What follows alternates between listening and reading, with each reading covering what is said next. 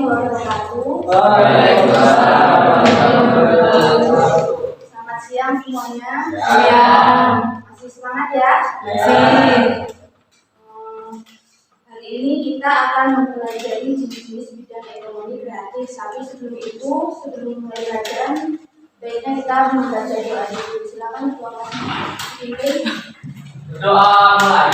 Bismillahirrahmanirrahim. Alhamdulillahi rabbil alamin. Wa Muhammadin nabiyyan wa rasulah. Rabbana zidna ilma warzuqna fahma bi rahmatika ya arhamar rahimin. Sebelumnya saya absen dulu ya.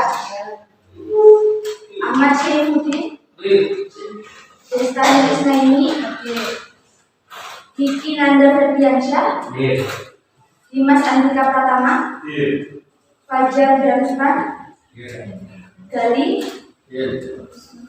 Lurman Saputra, Jessica Nur Aulia Lestari,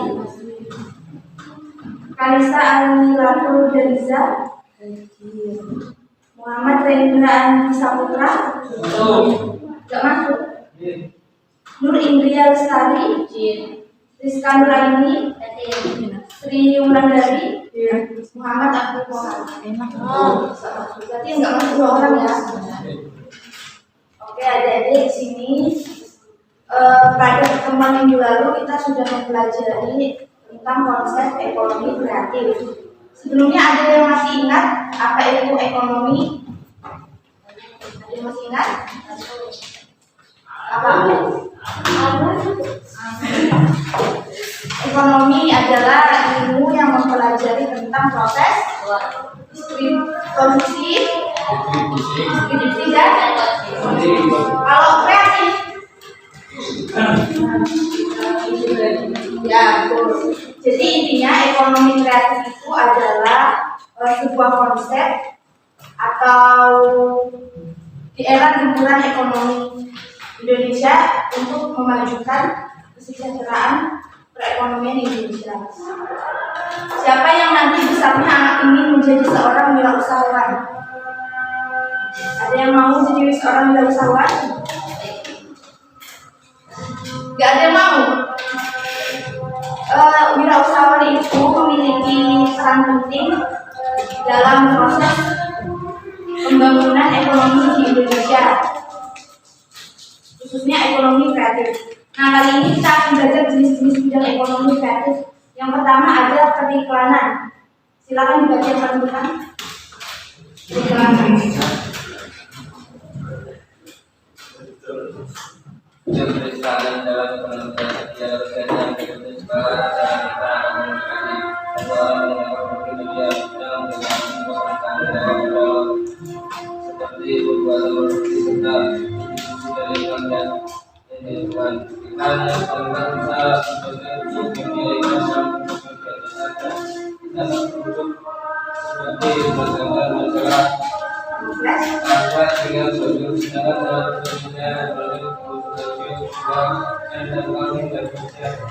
Oke, ada yang bisa nangkap apa itu periklanan? Inti dari periklanan. Anak-anak mau jawab.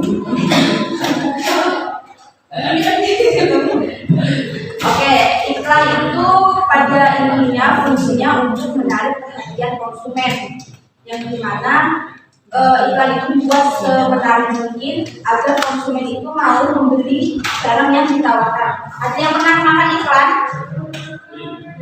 Pernah? Sering ya kita makan iklan. Nah, itu gimana caranya mereka itu membuat iklan itu semenarik mungkin supaya kita itu mau membeli. Nah, yang kedua ada kerajinan. Silakan dibaca. Bisa kerajinan dari bidang kreatif yang menggunakan penciptaan, produksi, serta bisnis ekonomi dari para pengrajin. Produk-produknya dikatakan memiliki nilai estetika yang tinggi. Produk kerajinan dari para pengrajin biasanya berasal dari bahan yang terbuat dari kulit, lautan, serat alami, batu permata, kaca, kayu, kayu, bambu, tanah liat, madu, dan lain-lain. Kerajinan ini pada intinya kegiatan yang mengutamakan kreasi, ide, produksi dan distribusi produk yang dihasilkan oleh tenaga pengrajin yang berawal dari desain awal sampai proses penyelesaian produknya. Misalnya gini, kita jalan-jalan ke Jogja, khususnya di daerah Malioboro. Nah, di Malioboro itu banyak sekali jenis-jenis barang yang dijual untuk apa ya, menjadikan khasnya mereka. Misalnya kayak miniatur Candi Borobudur, terus miniatur Candi Prambanan, itu kan banyak yang dijual. Nah, itu termasuk dalam jenis-jenis bidang kerajinan. Nah, yang ketiga pasar seni. Yang pakai masker benar. Pasar seni.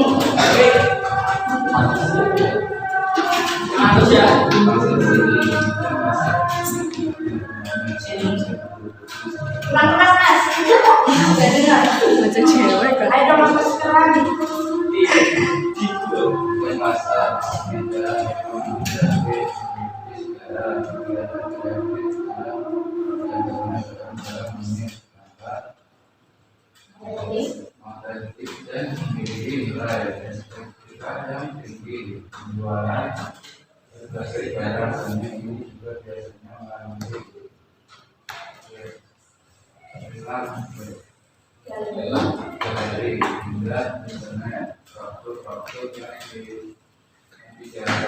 Seperti misalnya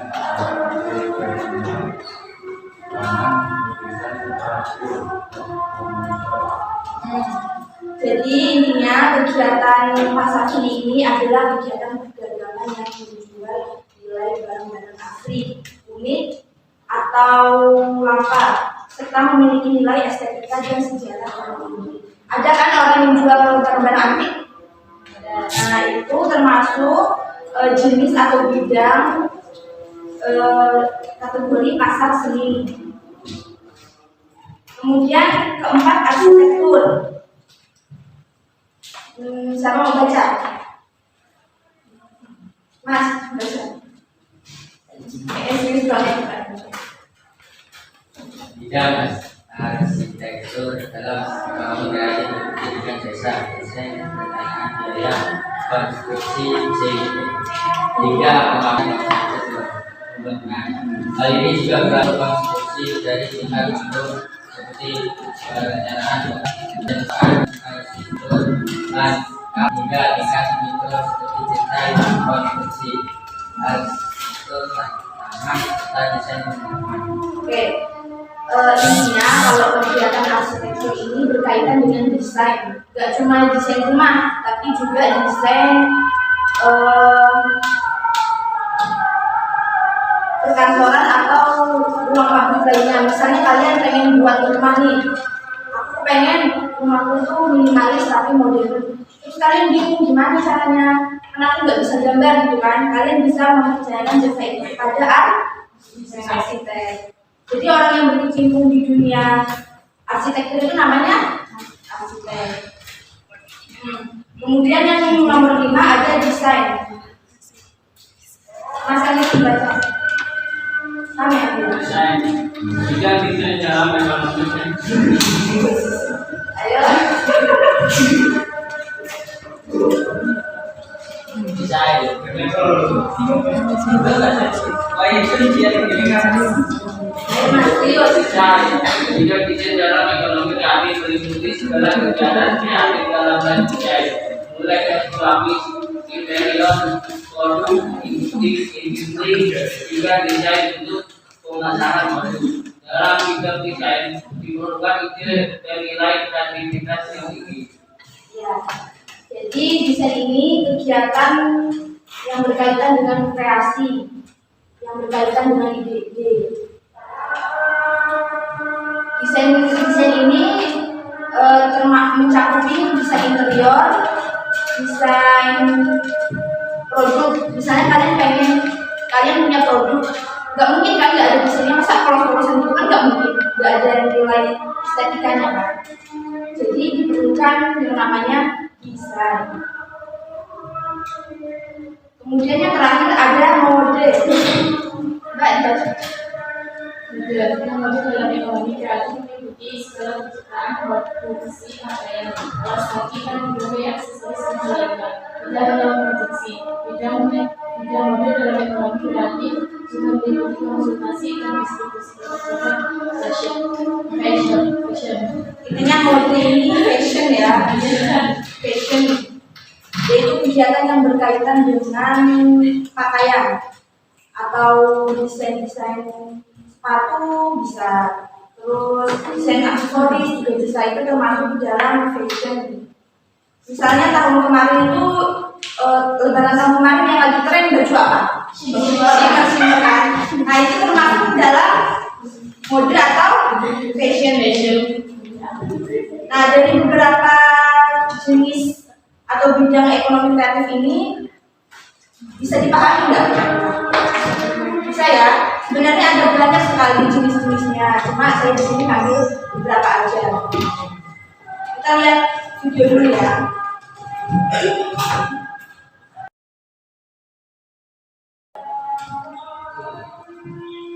Berkembangnya zaman, semakin banyak orang-orang yang menggagas jenis ekonomi dengan meningkatkan kesejahteraannya. Di antaranya adalah ekonomi kreatif. Pada video kali ini akan fokus membahas secara final tentang ekonomi kreatif. Disimak sampai habis ya.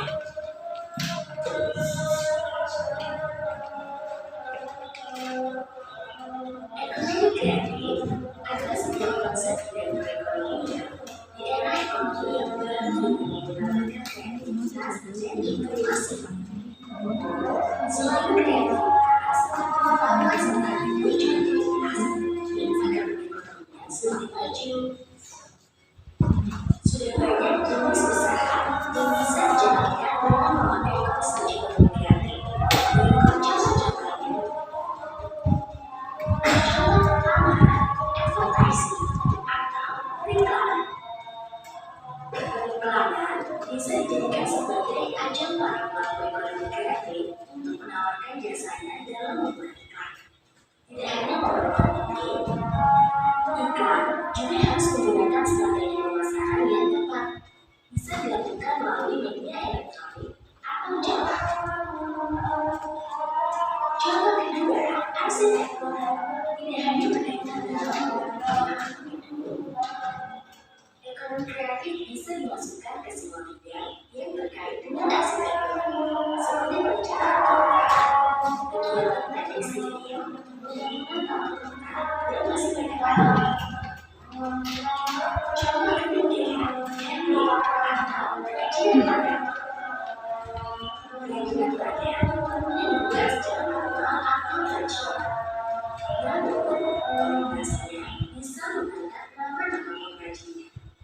Dari sinilah sebagai manusia memberikan kebutuhan dan pendidikan yang menciptakan keanekaragaman komunitas seperti tas papan, patung, lukisan, dan sebagainya. Contoh keempat, video, film, dan fotografi. Proses ini pasti menunjukkan orang yang memiliki kemampuan dan kreativitas sesuai di bidangnya. Penggunaan hasil yang diinginkan tidak berubah. Mulai dari pembuatan film atau video, pemotretan ilustrasi, hingga mengedit hasil dari ketiganya yang kemudian disebarluaskan. Dari contoh tadi, masih banyak contoh usaha ekonomi kreatif lainnya yang sudah disebutkan tadi merupakan usaha yang sering digunakan dalam konsep ekonomi kreatif.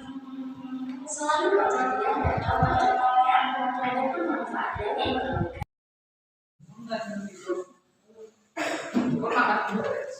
Ya.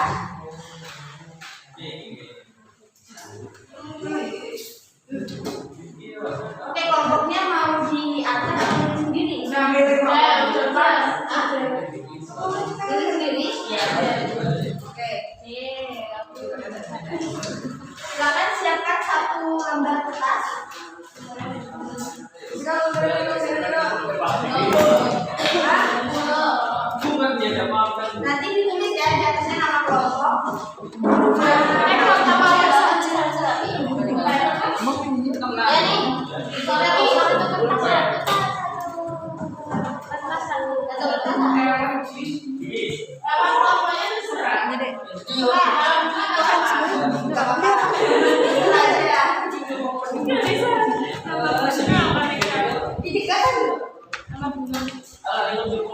bangkai. Ya.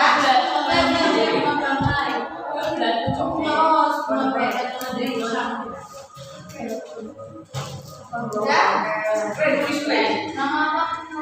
Nama kelompoknya sama kata ya. Nama apa, nama anggota, mata pelajaran, tanggal, kelas,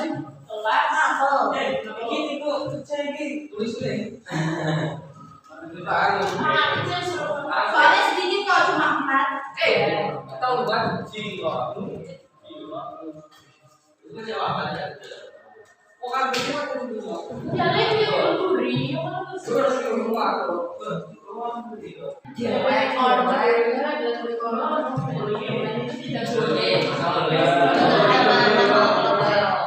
Sudah?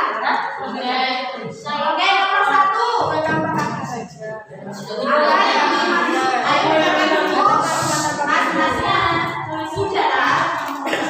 Bunga tanpa apa? Bunga tanpa apa? Hah? Sudah? Apa ini? Oke, dengarkan dulu ya.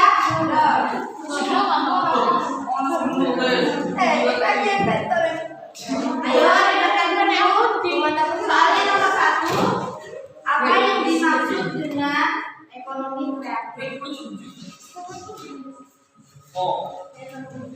Apa yang dimaksud dengan ekonomi kreatif?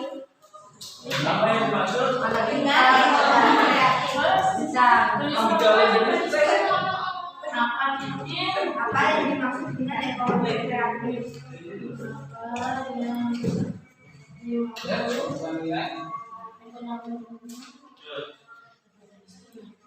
Ya, nomor 2.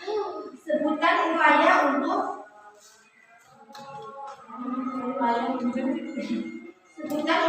untuk meningkatkan ekonomi kreatif di Indonesia. Sebutkan upaya untuk meningkatkan ekonomi kreatif di Indonesia. Sebutkan upaya untuk meningkatkan ekonomi kreatif di Indonesia. Ya, nomor 3. Apa strategi yang dilakukan oleh pemerintah? Apa strategi yang dilakukan oleh pemerintah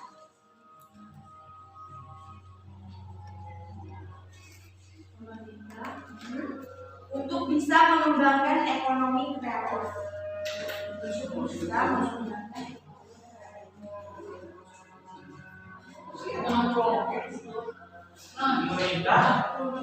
Untuk mengembangkan ekonomi kreatif.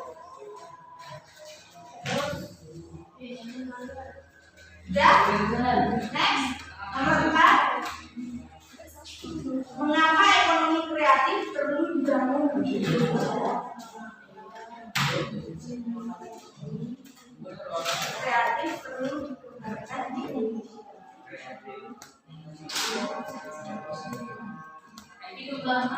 Di Indonesia. Inilah alasannya. Nanti disebutkan alasannya kenapa ya. Ya. Oke, soalnya cuma 4 dikerjakan sama kelompoknya. Kalau sudah selesai masukkan di depan. Ini belum. Bukan dulu masalah. Tidak bisa saling.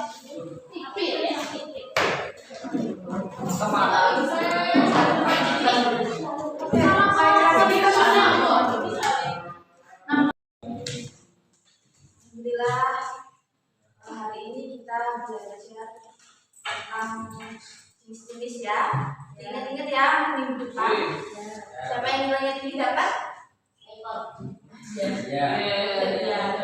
Oke, terima kasih anak-anak atas perhatiannya.